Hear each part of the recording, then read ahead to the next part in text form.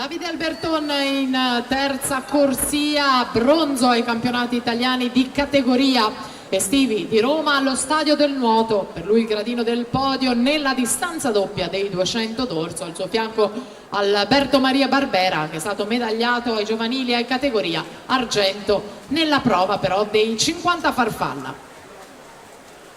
Tanto Alberton, padrone di casa, passa in testa in 26,89 nelle prime due vasche, poi Barbera 27,57 di salvo in terza posizione.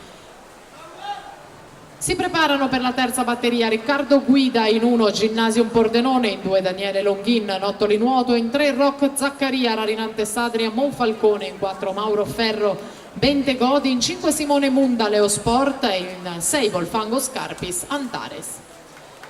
E l'atleta di casa Davide Alberton va a vincere in 55,76 questa batteria, fa meglio anche di Lendier e dunque si mette al comando della classifica provvisoria.